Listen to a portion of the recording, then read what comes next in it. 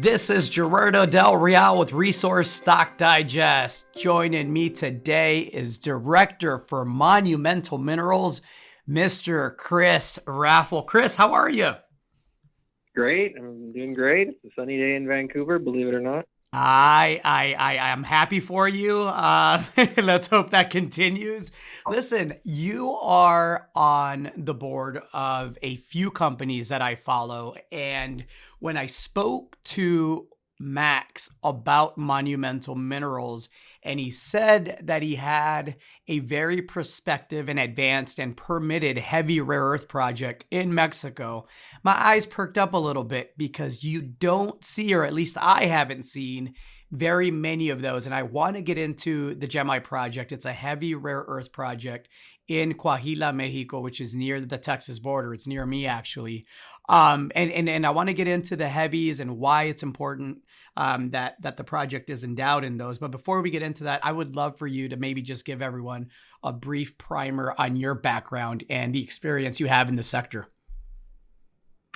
Yeah, I mean, in terms of rare earths, obviously they're topical right now. There's no doubt that there's been upward moves in pricing on some of the rare earths due to electric vehicles and green technology. So that's that as a principle of a mineral exploration consulting company, Apex Geoscience. That's what we see a lot of lithium and uranium and rare earth projects coming through our door, and certainly.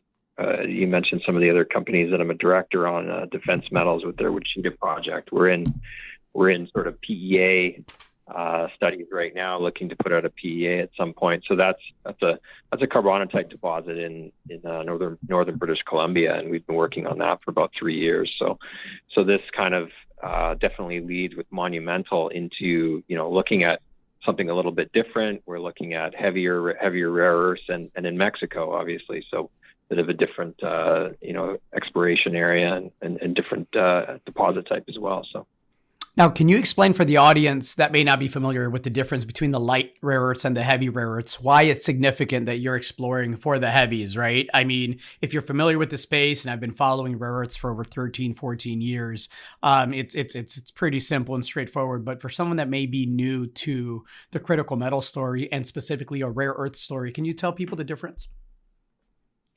Yeah, so effectively these rare earths, I guess it really comes down to the deposits you're looking at. But as you what we have, the light rare earths, the cerium, lanthanum, neodymium, praseodymium on the sort of the left end of the periodic table.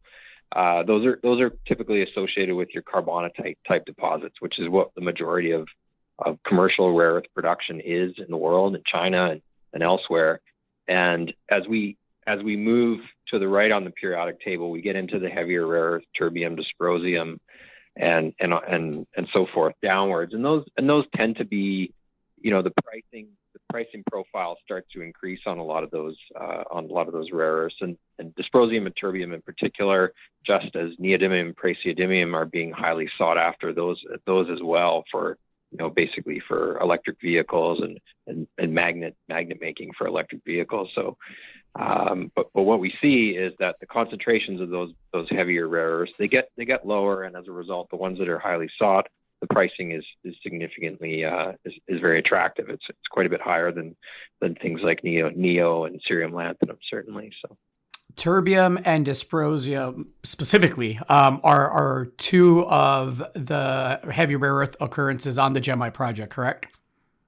Exactly. Yeah, and we have a kind of a whole suite of the remaining the heavies, including and then of course some of the other associated elements, yttrium, niobium, zirconium.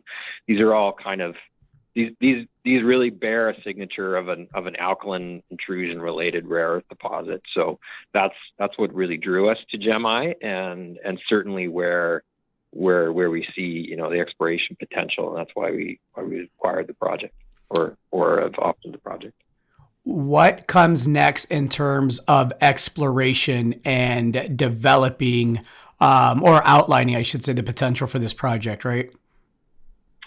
It's definitely at an early stage, and I think the first thing is definitely we want to finalize the acquisition and get moving on this project and get down there and have a look at this and look at, one of the easiest and early stage things that we can look at is airborne radiometric surveys. Those can be very successful at delineating, areas of mineralization.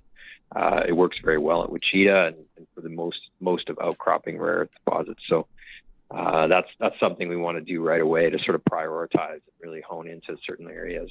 We've got a fairly large land package of this laramide age intrusion that's intruding these sedimentary rocks, and we just want to really key in on the areas.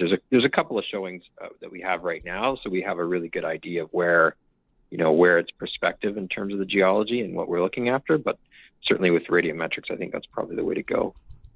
Excellent. Tight share structure, just under 23.1 million shares outstanding. I believe there's 460,000 broker warrants at 20 cents, 2 million stock options at 38 cents, and Discovery Silver, I believe, owns 9.9%. Is that accurate, Kris?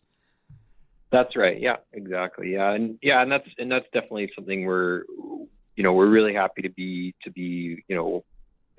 working with Discovery Silver and have their support on this, because they have a strong presence in Mexico and certainly, getting up and running and working on this project is going to be assisted by their help.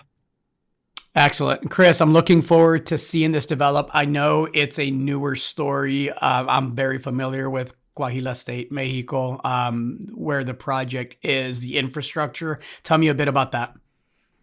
In terms of the project location, we're only about 30 miles just south of the Texas border. So, in terms of access, so we can fly into Texas and beyond the project in a day. It's in a fairly remote region, but in terms of, it is road accessible, and certainly it's, the terrain there is not unreasonable, so we can get in there and we can work year round there. I think that's, one of the great things about, North American or Canadian or Arctic deposits, Northern Canadian deposits. We have a very limited exploration season, but in Mexico, you can certainly work year round, and we definitely want to take advantage of that. Excellent. You described the asset as near term drill ready. Is that something that you see happening here in Q1 of 2022 or maybe even before so? I think we can be drill ready in 2022. I don't know. I'm not so sure about Q1, but I think it really just depends on how things go here and how, just the timing of all the bits and pieces of the puzzle here. But yeah, I don't see, as I said, and I think an airborne survey is going to really has a real potential to move this thing forward quite rapidly, and we can prioritize from there. But really, it's going to start with getting on the ground and looking at the extent of some of these alkaline rocks that seem to be the principal host of the heavy rare earths here. Excellent. Kris, thanks for coming on. Early story, new story to the rare earth space. I like the jurisdiction. I love the metal endowment. And I'm looking forward to seeing some of the exploration results as you develop this thing. Perfect. Awesome. Thanks for coming on, Kris. Appreciate your time. You're welcome. Thank you.